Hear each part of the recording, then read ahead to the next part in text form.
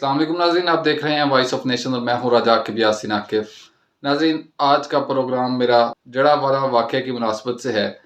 तो नाज़रीन, अब मैं आज की वीडियो में आपको बताऊंगा कि मसीही बरादरी ने किस तरह पाकिस्तान की खिदमत की और कौन कौन से वो अहम मौके आए जिस पे मसीही बरादरी ने डट के पाकिस्तान के साथ खड़े होकर अपनी मोहब्बत का सबूत दिया। और आज हमने उनकी इबादत गाहों को जला डाला, हमने आज उनके घरों को जला डाला। और वो रात कितनी गज़बनाक रात थी उनके बच्चों पे, उनकी औरतों पे, कि जब वो अपने आप को गैर महफूज समझते हुए फसलों में छुप के रात गुजारी इस गर्मी के मौसम में उन्होंने। तो नाज़रीन, इस पे दिल खून के आंसू रोता है।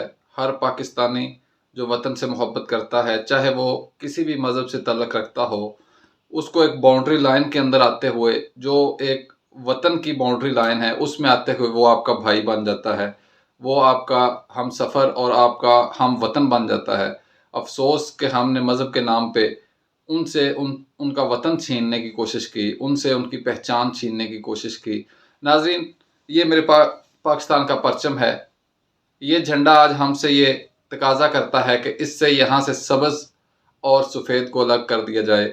इस झंडे से अगर यही रवैया हमने रखना है तो ये सफ़ेद रंग जो कायदे-आज़म मोहम्मद अली जिन्नाह ने फरमाया था कि ये अक़लीतों की नुमाइंदगी करेगा, इसको निकाल के फेंक देना चाहिए, क्योंकि हमारी नज़र में वतन सिर्फ़ मुसलमानों का है। नाज़रीन, हम उस नबी के उम्मती हैं जो जंग पे भी औरतों और बच्चों पे हाथ नहीं उठाते। हम उस नबी के उम्मती हैं जिन्होंने फ़तह मक्का के मौका पर यहाँ तक ऐलान कर दिया कि जो अपने घर का दरवाज़ा बंद कर ले वो भी अमन पाएगा। और नाज़रीन, हमने अपने ही मुल्क को खाना जंगी की सूरत में बदल दिया। हमने मज़हब के नाम पर लोगों के जज्बात को कत्ल कर दिया, लोगों को गैर महफूज कर दिया। और नाज़रीन, हम ये भूल गए कि मसीही बरादरी भी हमारे वतन की उसी तरह हिफाजत करती है जिस तरह के एक मुसलमान करता है। मसीही बरादरी भी हमारे खुशी और गम के मौके पे इसी तरह इकट्ठी होती है। नाज़रीन, हालिया दिनों अभी परसों 14 अगस्त गुजरी, मसीही बरादरी ने बढ़ चढ़ के 14 अगस्त को मनाया।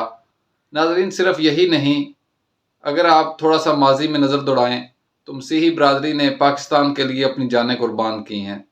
जी नाज़रीन, शायद आप में से बहुत से लोग ये नहीं जानते होंगे कि 1965 की जंग में मसीही बरादरी के नौजवान किस तरह पाक फ़ौज के शाना बिशाना खड़े थे और किस तरह उन्होंने अपने वतन अजीज़ की हिफाजत की और अपनी जान का नजराना वतन को पेश कर दिया। नाज़रीन, हम ये बात भूल जाते हैं कि जब एक मसीही फ़ौजी, एक मसीही सिपाही जब इस वतन पे अपनी जान को कुर्बान कर देता है तो उसको भी इसी झंडे का कफन दिया जाता है, उसको भी इसी में दफन किया जाता है। नाज़रीन, हम अपने ज़वाल की आखिरी हदों से भी आखिर तक पहुँच चुके हैं, आखिरी हदें अबूर कर चुके हैं। इस तरह की कौमें, नाज़रीन, हमें शर्म आती है। वो इकबाल ने कहा था, ये मुसलमान है जिसे देख के शर्माए यहूद।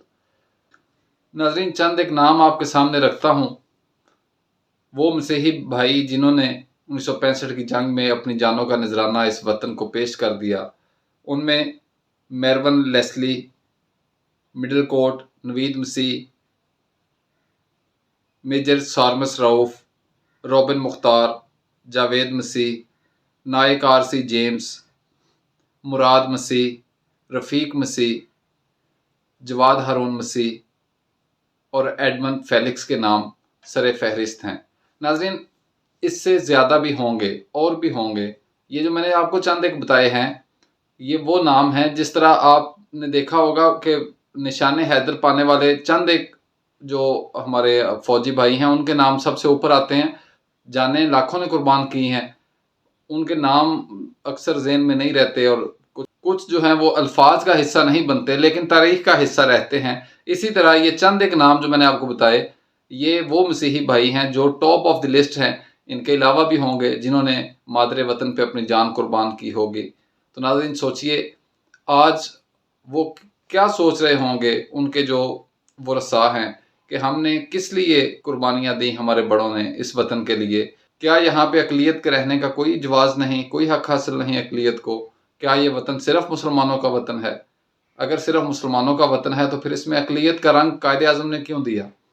और नाज़रीन, दूसरी और अहम बात यह है कि आपने शायद वो देखा कि नहीं, جس شخص نے قرآن پاک کی بے حرمتی کی اس نے ساتھ لیٹر بھی لکھ کے دیا، ساتھ اپنے آئی ڈی کارڈ کی کاپی، اپنی پکچر بھی دی۔ آپ کی عقل یہ کام کرتی ہے کہ ایسا کیا ہوگا کسی نے؟ میرے پاس الفاظ نہیں ہیں کہ میں کس طرح ترجمانی کروں اس غم کی جن لوگوں نے اپنے ہی وطن میں رات فصلوں میں بیٹھ کے گزاری، جن لوگوں کی عورتیں اور بچے محفوظ نہیں تھے، جن کے گھروں کو آگ لگا دی گئی، جن کی عبادت گاہوں کو مسمار کر دیا گیا۔ ناظرین، یہ لمحہ فکریہ ہے، خاص طور پہ مسلمانوں کے لیے، کیونکہ مسلمان ایک ایسی قوم ہے جو کسی کو درد دینے میں راضی نہیں ہوتی۔ آج ہمارے نوجوانوں نے، ہمارے مذہبی تنظیم نے، ہمارے بچوں نے جس دیدہ دلیری سے اپنے ہی ملک کے شہریوں پہ حملہ کیا، ان کی عبادت گاہوں کو مسمار کر دیا، ان کے گھروں کو آگ لگا دی۔ آپ تصور کر سکتے ہیں کہ ایک مسلمان یہ کام کرے گا؟ آپ نے وہ واقعہ نہیں سنا کہ ایک صحابی نے چڑیا کے بچے اٹھا لیے تو نبی کریم صلی اللہ علیہ وسلم نے فرمایا کون ہے جس نے اس چڑیا کو بے قرار کیا؟ جو مذہب ایک چڑیا کو بھی تکلیف دینا گوارا نہیں کرتا، سوچئے کیا وہ اپنے ملک کے شہریوں پہ بلا جواز اس طرح ہتھیار اٹھانے کی اجازت دے سکتا ہے؟ بحیثیت قوم اور بحیثیت مسلمان ہمارے سر شرم سے جھک گئے ہیں۔ ناظرین، ہم ایک ایسے ملک میں رہتے ہیں جس کا ایک آئین ہے، ایک قانون ہے، ہر چیز کا ایک رستہ موجود ہے۔ بڑے سے بڑے سیاستدان ہوں یا بیوروکریٹ، آپ نے دیکھا وہ قانون کا سامنا کرتے ہیں۔ ہمارے سابق وزرائے اعظم جو گزر چکے ہیں قانون کا سامنا کر رہے ہیں، چاہے وہ عمران خان ہوں، چاہے وہ نواز شریف ہوں، چاہے وہ شہباز شریف ہوں۔ جب بڑے سے بڑا سیاستدان قانون کا سامنا کر سکتا ہے، بڑے سے بڑا لیڈر قانون کا سامنا کر سکتا ہے، تو ناظرین کیا ہوا کہ ہم نے قانون کو اپنے ہاتھ میں لے لیا اور ہم نے خود فیصلے کرنے شروع کر دیے۔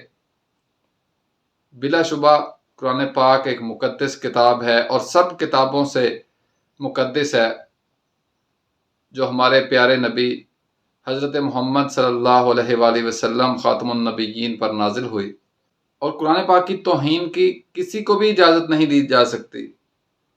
لیکن اگر ہر انسان خود سے فیصلہ کرنا شروع کر دے گا تو سوچئے کہ پھر یہ ملک نہیں رہے گا، جنگل کا قانون بن جائے گا۔